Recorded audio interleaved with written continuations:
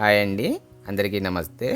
ఈరోజు మనం గోధుమ పిండితోటి కరకరలాడే మంచి రుచికరమైన బిస్కెట్లను తయారు చేసుకుందాము. ఇక ఇవి పెద్ద టైం ఏం తీసుకోవు, మస్తు తొందరగానే 5-10 నిమిషాలనే తయారైపోతాయి. పిల్లలు స్కూల్ నుంచి రాగానే అప్పటికప్పుడే తయారు చేసి పెట్టచ్చు. రుచి కూడా మస్తు ఉంటుంది, పిల్లలు కూడా మస్తు ఇష్టంగా తింటారు.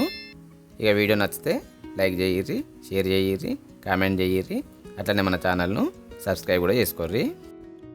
ఇక ఈ బిస్కెట్లు తయారు చేయడానికి ఒక మిక్సర్ గ్రైండర్లో 1 కప్పు చక్కెర వేసుకుంటున్నా.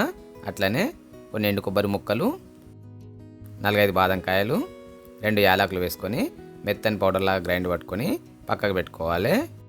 ఇక ఇప్పుడు ఒక గిన్నెలో 1 కప్పు గోధుమ పిండి, 1 కప్పు గోధుమ రవ్వ అంటే ఉప్మా రవ్వ అన్నట్టు. అట్లనే మనం గ్రైండ్ పట్టుకున్న కొబ్బరి చక్కెర పౌడరు, చిటికెడంత ఉప్పు, 1 చెంచా నెయ్యి వేసుకొని ఈ నెయ్యి అనేది పిండిలో మంచిగా కలిసిపోయేటట్టు కలుపుకోవాలి.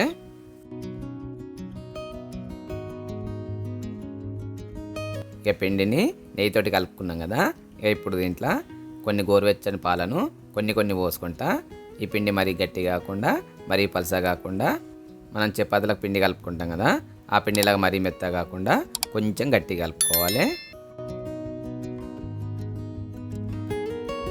చూసిరు కదా, పిండి అనేది మనకు అట్లా కొంచెం గట్టిగా ఉన్నట్టు ఉండాలి.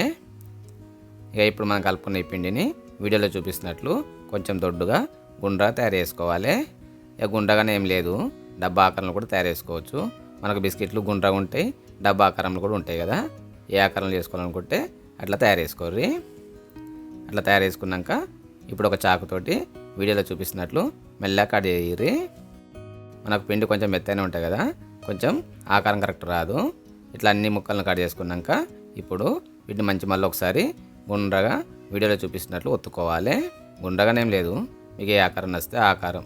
చూసిరు కదా, అట్లా తయారు చేసుకొని వీటన్నిటిని పక్కకు పెట్టుకోవాలి. ఇక పిండిని బిస్కెట్లలాగా తయారు చేసుకున్నాం కదా. ఇక ఇప్పుడు స్టవ్ మీద కడాయి పెట్టుకొని నూనె బాగా వేడి చేసుకోవాలి. నూనె వేడి చేసుకున్నాక మనం తయారు చేసుకున్న బిస్కెట్లను ఒక్కొక్కటిగా కడాయిలో వేసుకొని స్టవ్ మంట తక్కువ పెట్టుకొని తక్కువ మంట మీదనే ఒకవైపు కొంచెం ఎరుపు రంగు వచ్చేదాకా కాల్చుకోవాలి. ఒక దిక్కు కాలినాక మెల్లగా జాగ్రత్తగా 2 చెంచాలు పట్టుకొని దీన్ని రెండో వైపు తిప్పుకోవాలి. ఇట్లా ఒకటిసారి 1 చెంచా తిప్పుకుంటే అవి కొంచెం పచ్చిగా ఉంటాయి కదా, విరిగిపోతాయి. రెండో వైపు తిప్పుకున్నాక రెండో వైపు కూడా మంచి ఎర్ర రంగు వచ్చేదాకా తక్కువ మంట మీదే కాల్చుకోవాలి. ఇక ఇవి నూనెలో ఉన్నంతసేపు కొంచెం మెత్తగానే ఉంటాయి. మనం తీసి పక్కకు పెట్టుకున్నాక చల్లారినాక మంచి గట్టిగా కరకరలాడుతాయి. ఇక రెండు వైపులో కూడా మంచిగా కాలినాయి కదా. కాలినాక వీటిని చెంచాతో తీసి, వీటి కొంచెం నూనె ఎక్కువ ఉంటుంది, కడాయి అంచుకు నూనెను కొంచెం ఒత్తుకొని తీసి పక్కకు పెట్టుకోవాలి. ఇంతే, మనకు గోధుమ పిండితో తయారు చేసుకున్న బిస్కెట్లు ఎంత మంచిగా ఉన్నాయో. సాయంత్రం పూట పిల్లలు రాగానే ఇవి తయారు చేసి పెట్టుర్రి, మస్తు సంబరపడతారు. తింటే మంచిగా ఉంటాయి, కరకరలాడతాయి. మా మమ్మీ మంచిగా చేసింది అంటారు. ఇక వీడియో నచ్చితే లైక్ చేయిర్రి, షేర్ చేయిర్రి, కామెంట్ చేయిర్రి, అట్లనే మన ఛానల్ను సబ్స్క్రైబ్ చేసుకొని పక్కకున్న బెల్ బటన్ కొట్టుర్రి.